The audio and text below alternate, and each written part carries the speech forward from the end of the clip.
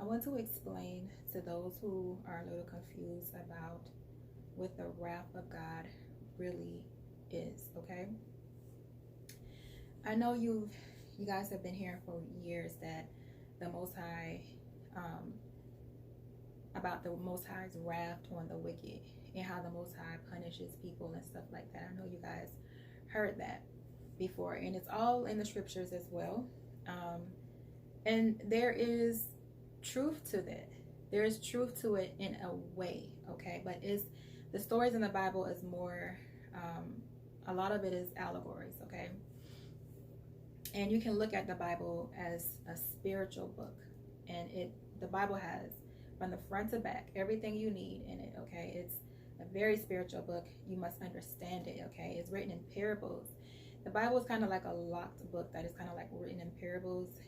You would have to really, really be connected to God in spirit to understand what the Bible really means. And that's why a lot of people throw away the Bible and they say, "Oh, it's not really a real book."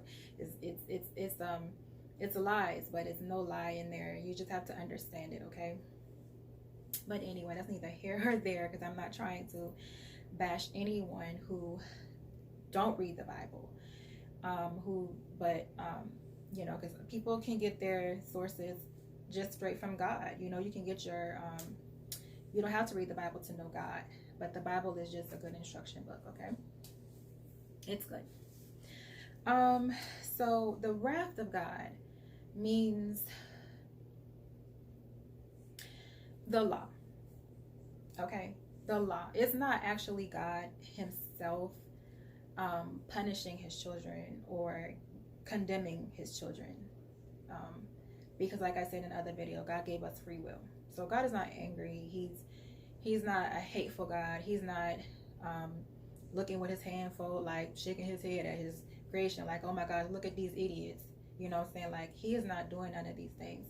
Put us here amongst each other to learn from each other and to elevate in this learning, okay? So what happens is, though, because the law is love, and everything in the world, everything in the universe was created by this law of love, which is the pillar of the stars, is the pillar of the sun, the moon, everything, the earth, animals, everything was created by this love, which is good. Everything. So God himself is pure love, like I said before in other video. God is love, and so everything he created is from him, is also created in and from love, his everlasting love. So because of that, we have a law working in us. The law of love is constantly working in our beings, okay? From the top of our heads to the bottom of our feet, the law of love is constantly working. And this is how we are sustained, by the law of love. So, but, you know, our ancestors who were disobedient, you know, they had to go through their trials, so they fell. And they had to learn, you know, and through the fall, you know, the consciousness also fell. You know, we all know that God created the earth with his mind, with his thoughts, his good thoughts. And when man fell, their consciousness fell too, the feelings, everything fell, and then they began to die. Because why? Because your being could no longer hold up yourself unto eternal life, because now you're thinking evil.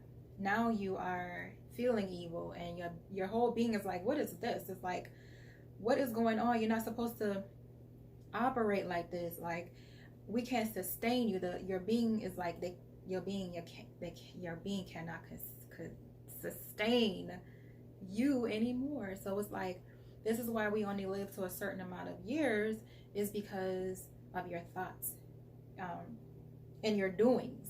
Your thoughts, your feelings, and your doings is the one that's destroying you, because the law says that you are supposed to think good and feel good, do good. And when you go against the law, it is the law of your own being, the law of creation. Everything's going to go against you, because you are a foreign particle. Basically, you're a foreign object to what God created. So all of creation is going to go against you, and then you're going to get like bad experiences in your life because nothing's good going to come to you because you're like this foreign object of like something's wrong with you in the universe. So it's like that's what is called the wrath of God. And God would allow this to happen in order for you to learn your lesson. So when it's time for anyone to be destroyed by the law, God is going to allow them to be destroyed by the law, and he don't go against that.